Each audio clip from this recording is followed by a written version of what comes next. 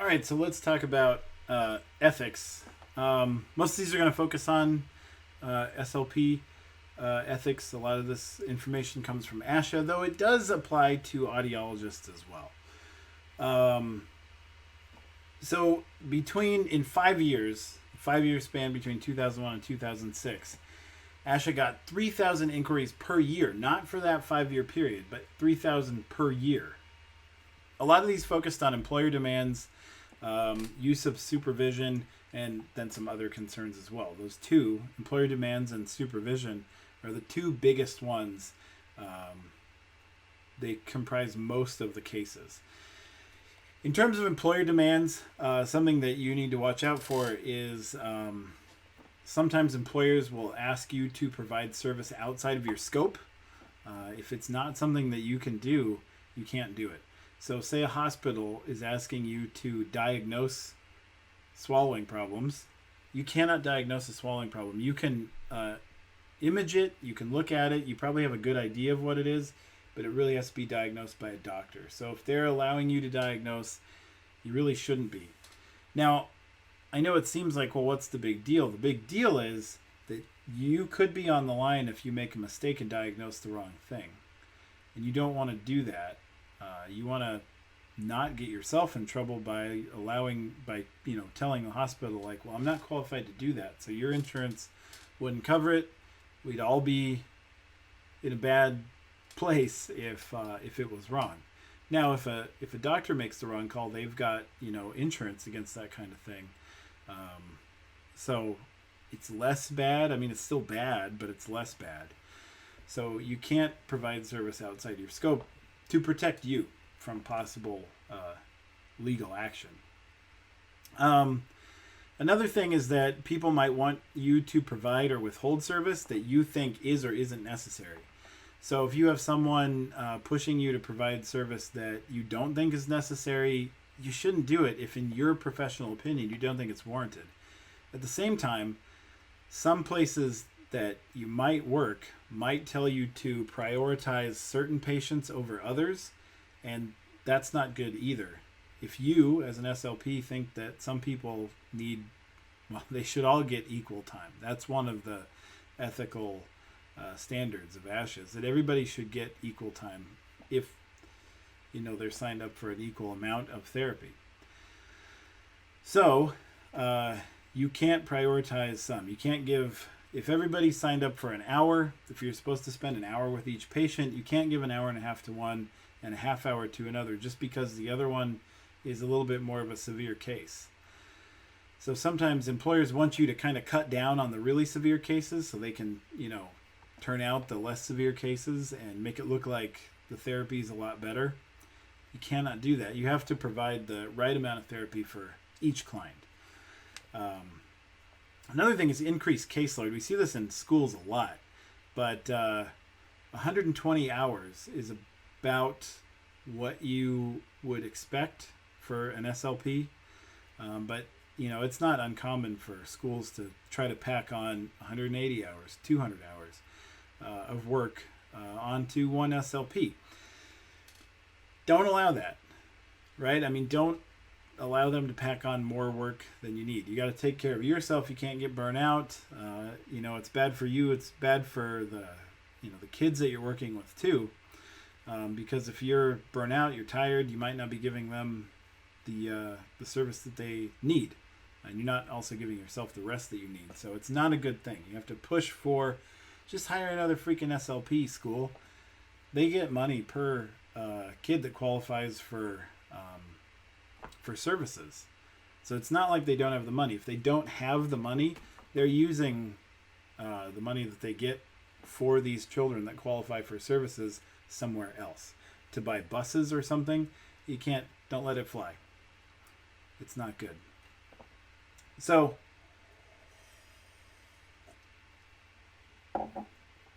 another thing that happens a lot is delegating too much to your SLPAs. Watch out for that. Poor documentation is another thing. Make sure you're documenting enough. Now, this goes to what we talked about in one of the previous lectures. Writing is always important. You always have to write consistently well with your reports. You have to also be thorough. So writing is a very important skill to have in this job. If you're not a good writer, you got to work on it to get better. If you are a good writer, that's cool. I mean, like, take it easy. You're already good, so that's cool. But if you're not, work on it. There's no way that you're going to get around it in this field. You have to be at least a competent writer. Like I said in the last lecture, check out that Kale book and use that in some of our assignments if you know that writing is somewhere that you could use some help. Billing is another area. So billing for your time, you can't bill yourself. You can't bill for SLPAs the same way that you bill for your own help. So sometimes people get billed for SLPAs at the rate that they're billed for SLPs. That's not right. And then also you have to supervise your SLPAs and other assistants enough. There are some things that they can do without a lot of supervision. There's a lot of things that they can help you with once they've been trained, but you just have to make sure that they're getting the proper amount of training. Another thing is accepting gifts from manufacturers. This is particularly important for AUDs. So a lot of times if you sell a certain amount of hearing aids from one manufacturer, they'll give you kickbacks, like you get a portion of every one sold. It's not good. Don't enter into that. That can be a bad deal for you. And then for everybody, failure to report violations, either on accidental violations on your part or from another colleague. If you know of some sort of infraction, you're mandated to report that. So if you don't report a violation, then you can be in trouble for not reporting it if somebody else reports it. So it's good to just report these things right off the bat, get them taken care of, and then nobody's in trouble, except for the person that violated it. So, all right. So there are 4 main ethical principles. These are the really important 4 that you'll need to know for maybe like an exam or something. One is the welfare of clients or research participants is like the top concern for you. You always also have to be at your peak professional performance. Now that seems obvious, but we'll talk about like little intricacies of that in a second. There's a public pact of trust between you as a healthcare adjacent professional, and you have to uphold that.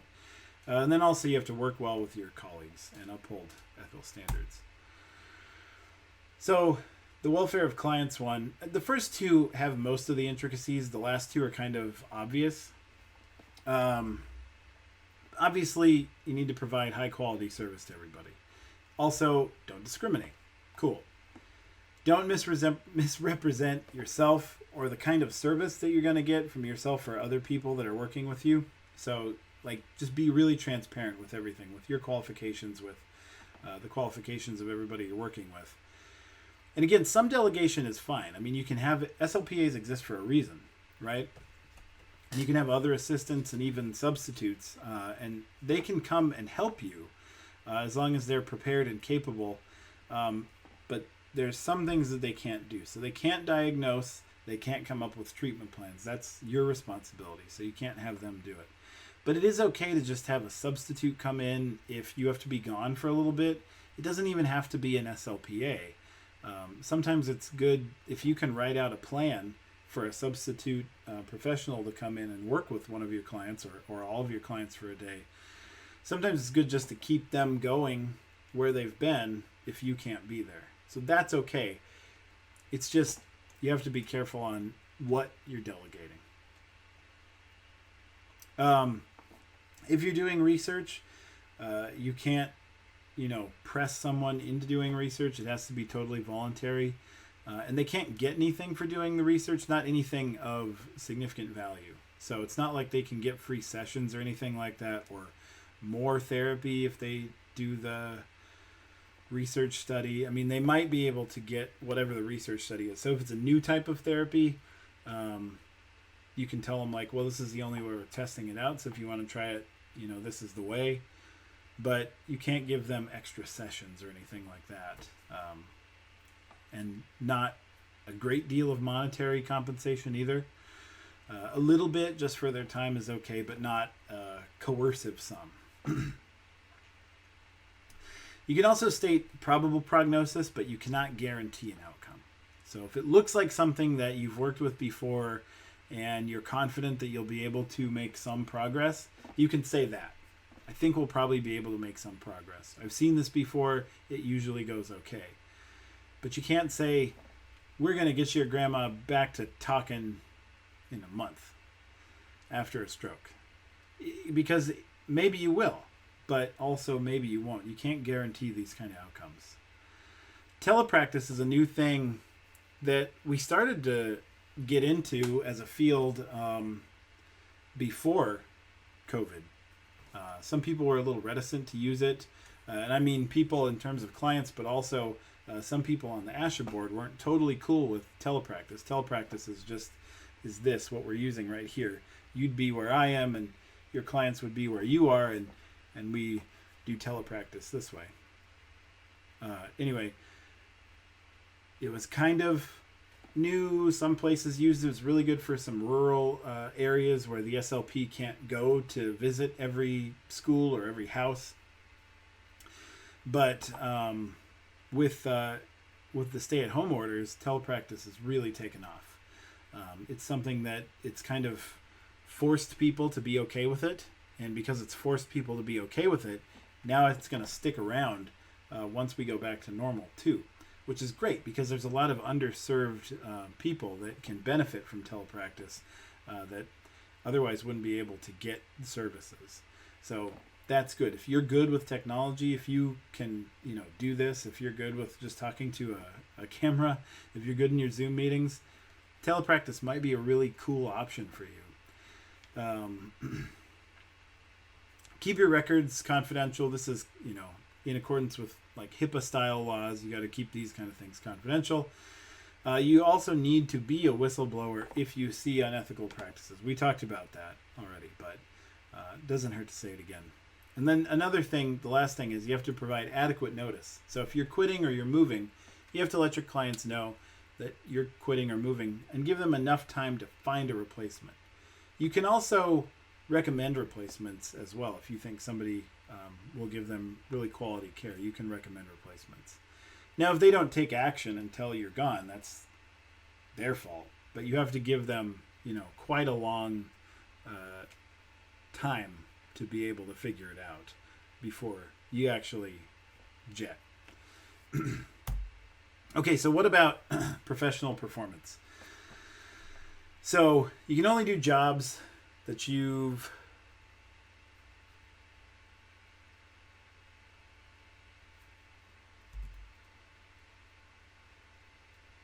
there's something really important that I wanted to say here.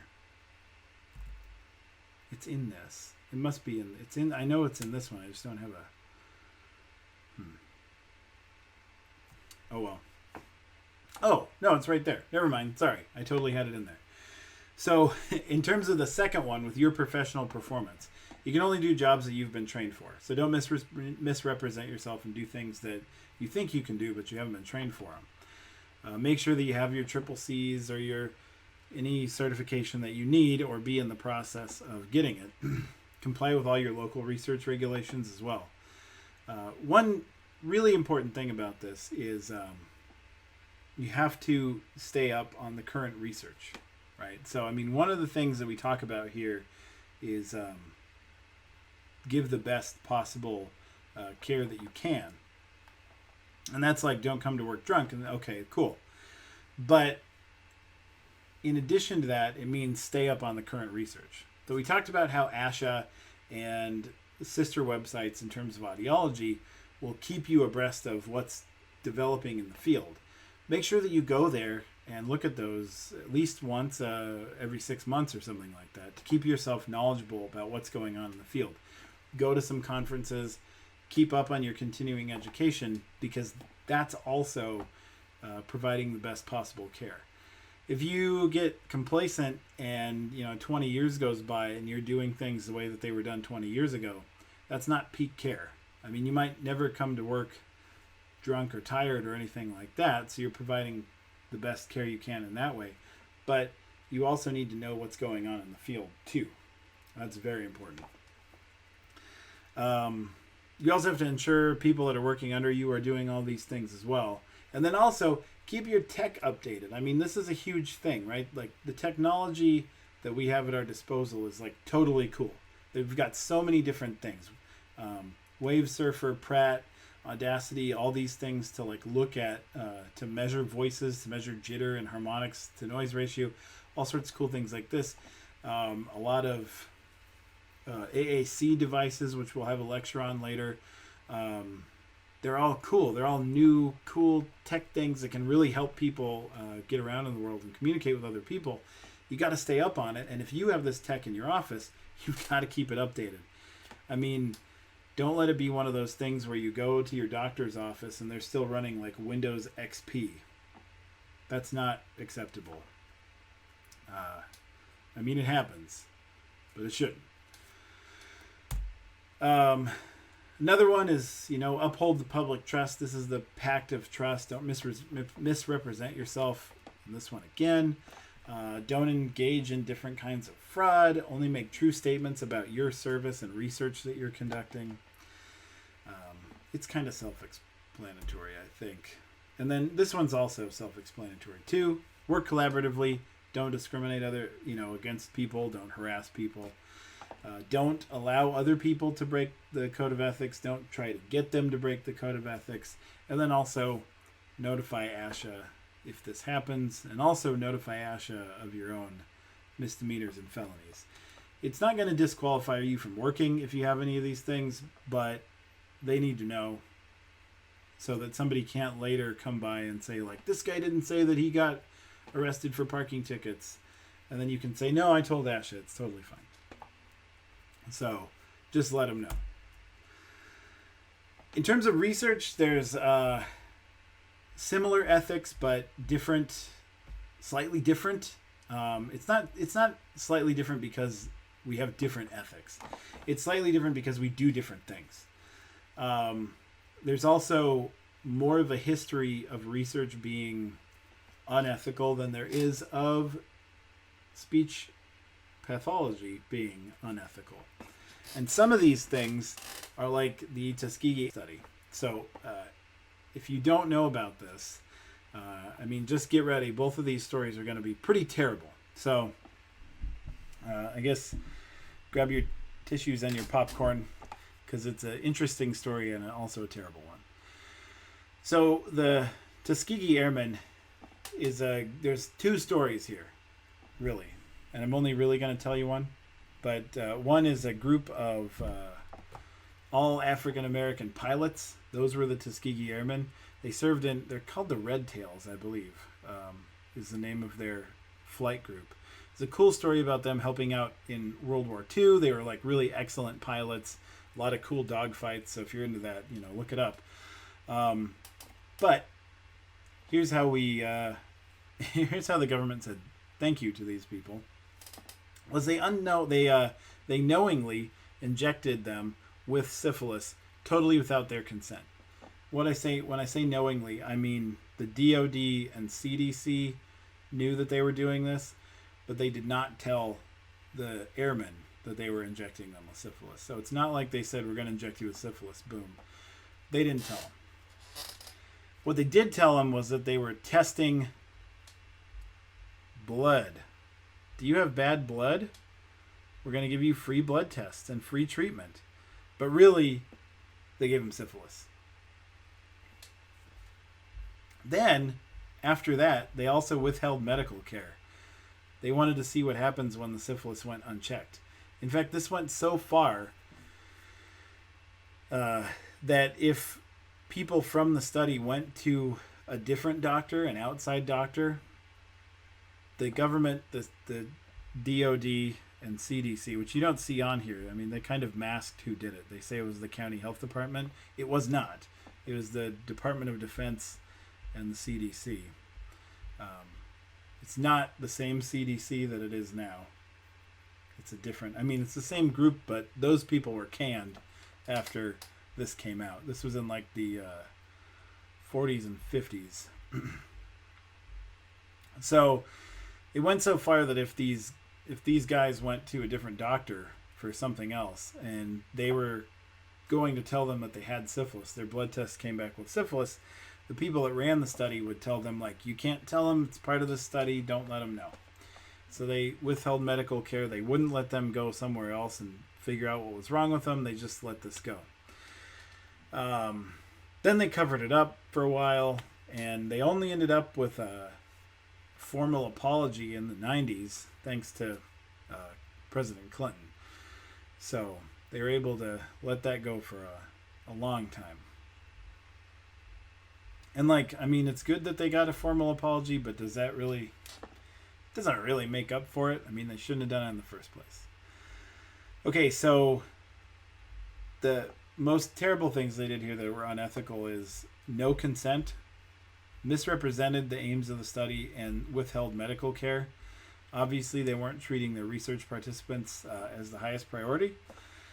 And then there's this yellow fever study. This is another really interesting one. It's a little bit less terrible, but just a little bit. So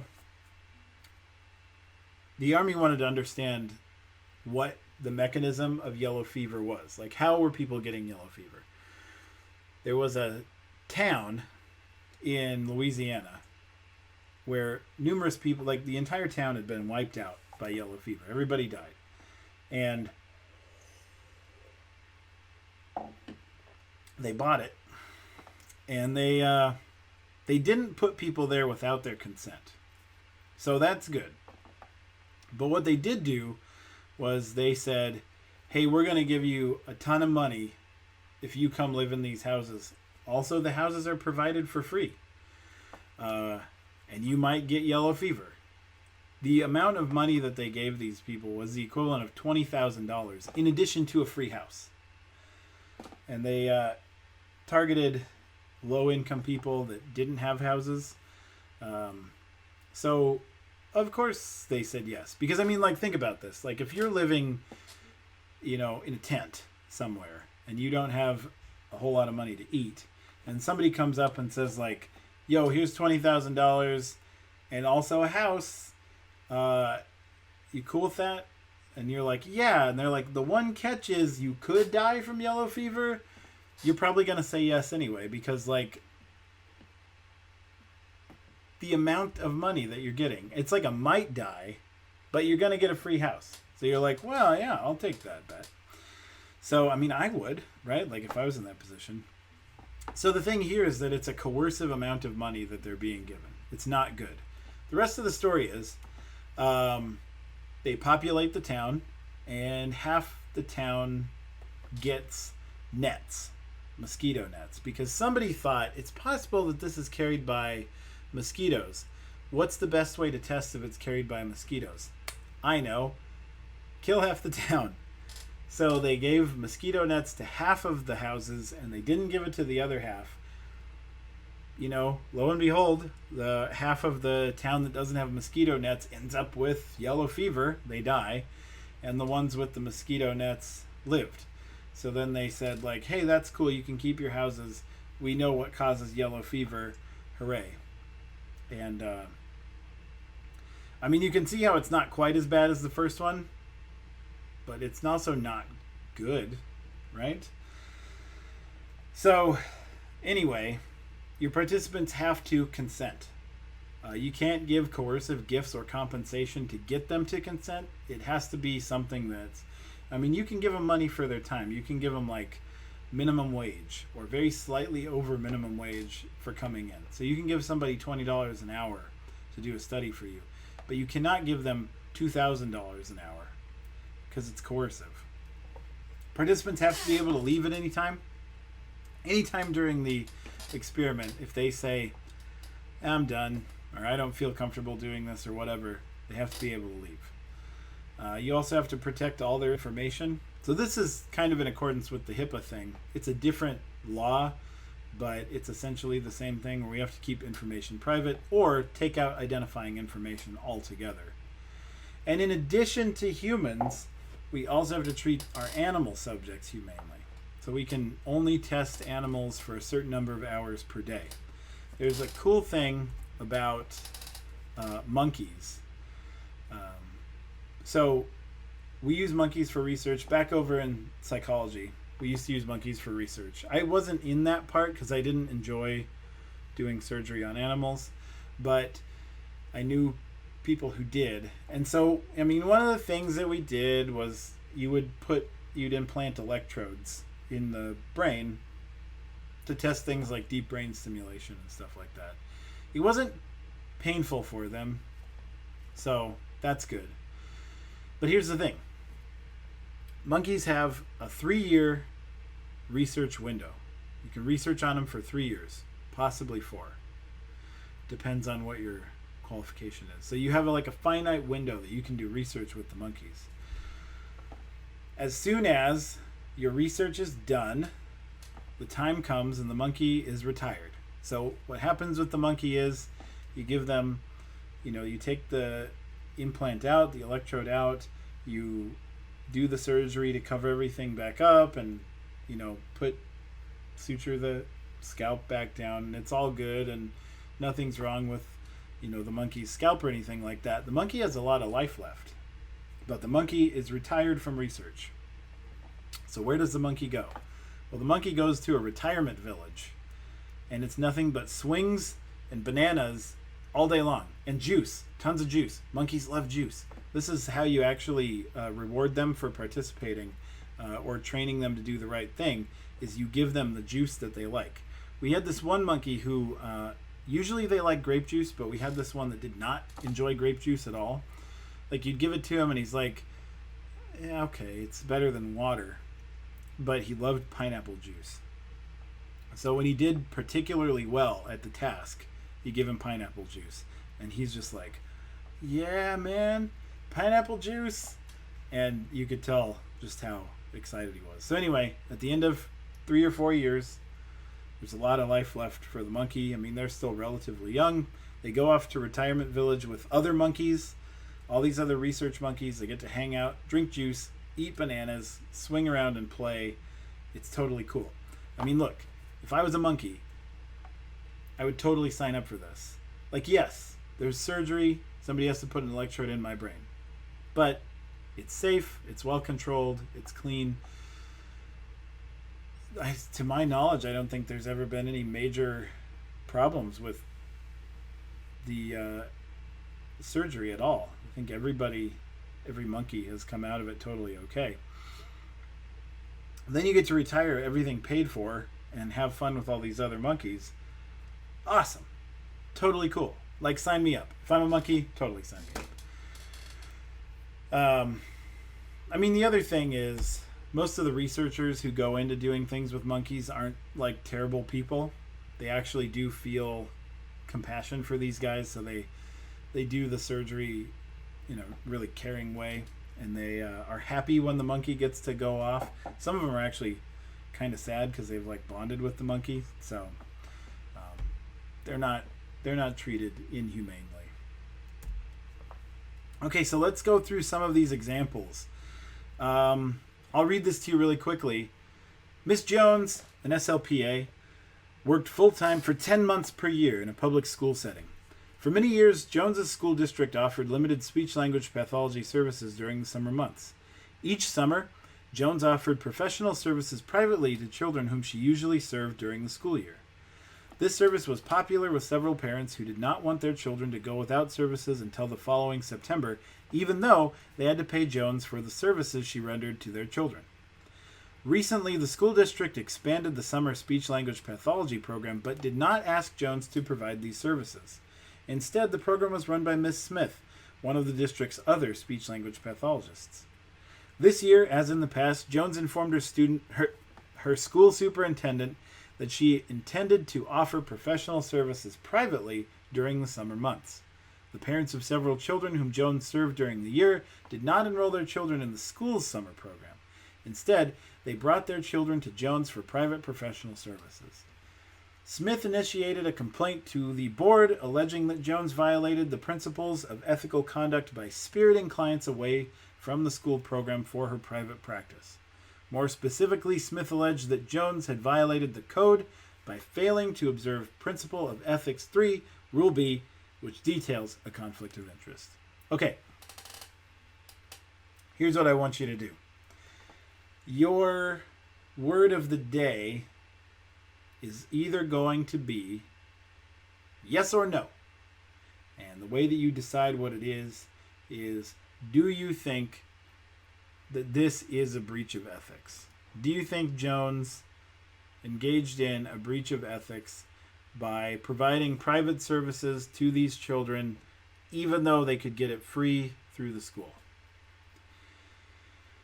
Go ahead, log in now, get your participation points. If you answer yes, that means yes, Jones did violate ethics. If you say no, that means Jones did not violate ethics.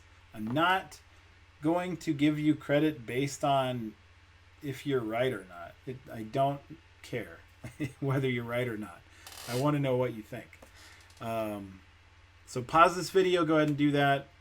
And then I'm going to tell you what it was in 3, 2, 1.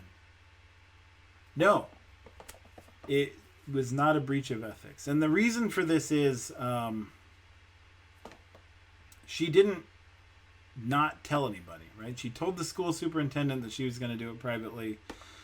She told, her clients that her clients knew, the children knew that there were free services through the school. They knew that she was going to give them privately as well. So in this case, it was up to the children and the parents where the kids were going to go.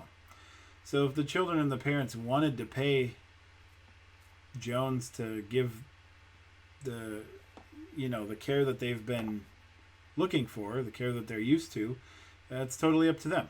It's absolutely up to the client where they want to go when. So, if she hadn't been up front and did it behind the back of the school superintendent and said hey, Smith sucks, you should come do your therapy with me, that's a breach of ethics. But she didn't say that. She did tell everybody that she was going to do it. Nobody had a problem until Smith did. So, here's the other thing. I don't really see why Smith has a problem with that. She's getting paid by the school no matter how many children there are during the summer program. So, I don't know. It seems kind of ridiculous to me. Anyway, this one, not a breach of ethics. Now, what about these? As we go through, think about the answer to these, and then I'll tell you.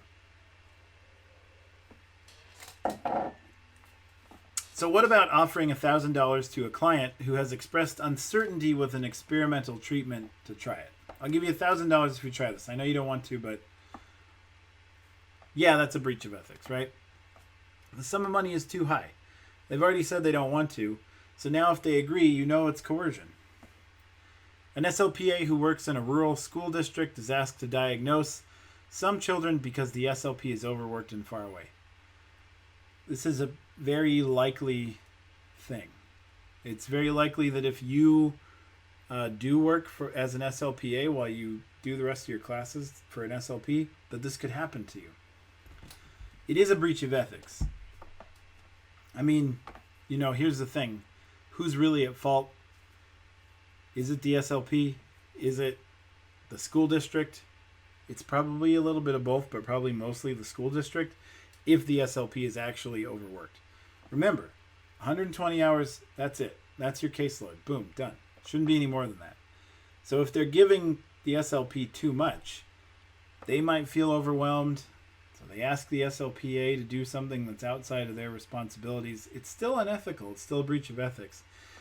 It's possible that the problem lies with the school district, but the SLPA should have taken action before it got to the point of asking the SLPA to diagnose and come up with a treatment plan. So that's that one.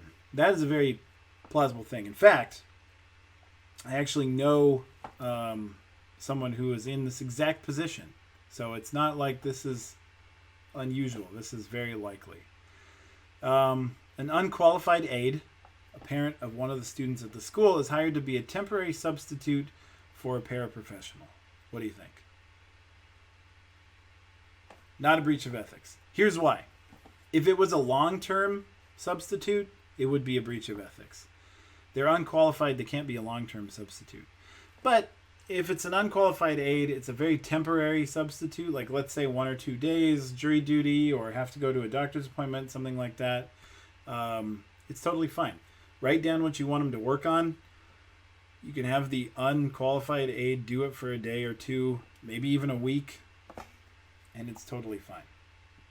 When you get into the realm of long-term care, you need to have somebody qualified. You need to actually have like an SLPA, qualified assistant, do it. And then when it gets to the point where you're gone for too long, you can't. I mean, when you're having to start adapting the treatment plan because the SLP or the paraprofessional has been gone for too long, you have to make other decisions. But this one, a very temporary substitute for a day, 2 days, possibly up to a week, is acceptable. It's better that the person is getting the therapy than it is to not. And so if no decisions are being made, it's acceptable. Parents want more help than you think is necessary.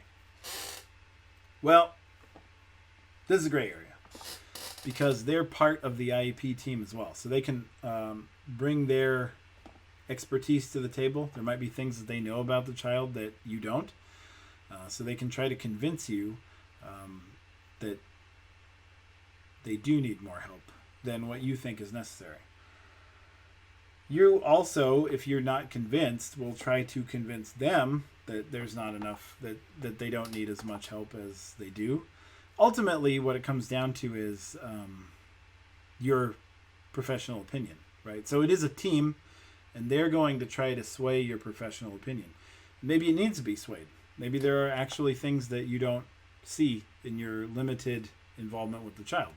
The teacher will be there as well, so they'll be able to tell you some things. The head of the special ed department should be there as well. So really, it's a team-based thing.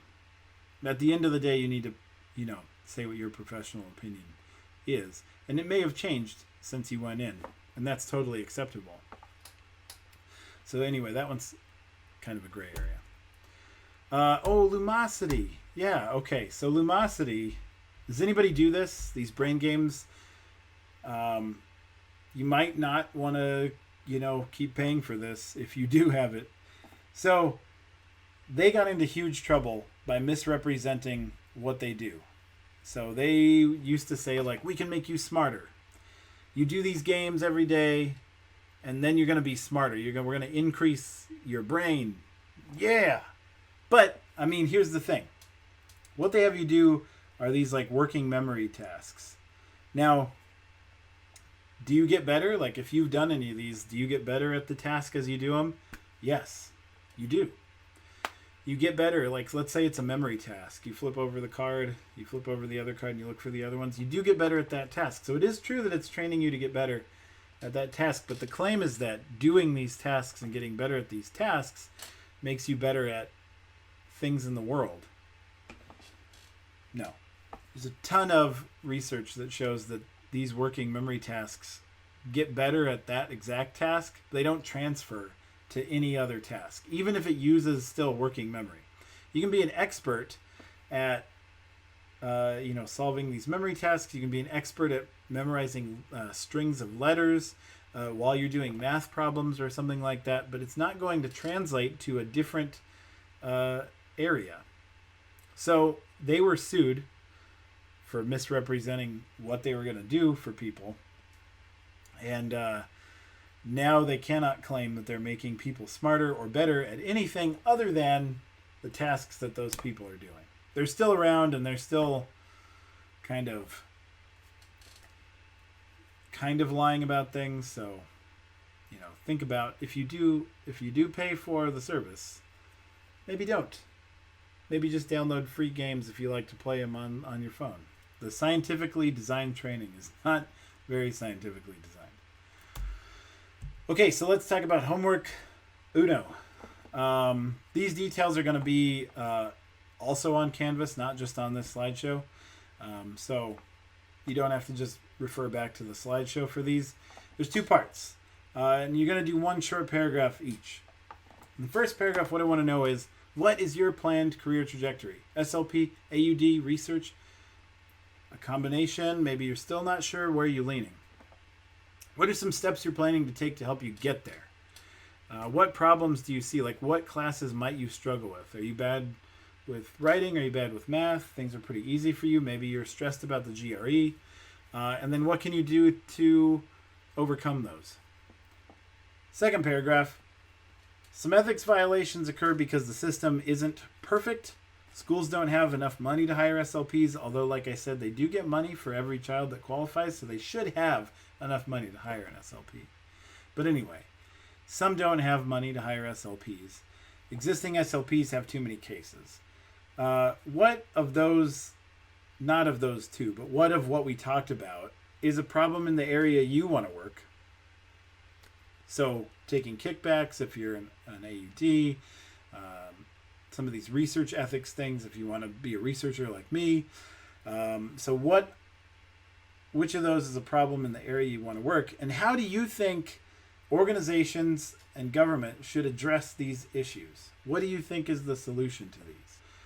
How can we get more SLPs? How can we make sure that schools are spending the money like they should? How can we make sure that all the schools are getting the money that they need to? Maybe some aren't. How can we be sure that we're being ethical with our research? So what do you think organizations and government should do to make these situations better? 2 paragraphs. Again, 1 short paragraph each. Try to do this in APA format. I'll have links about APA format on Canvas as well. I also have a due date for you on this after I look at a calendar, but it's not going to be super soon. It's going to be after the first exam, so don't freak out. Anyway, if you have questions, feel free to ask, and I'll see you, I think, next week.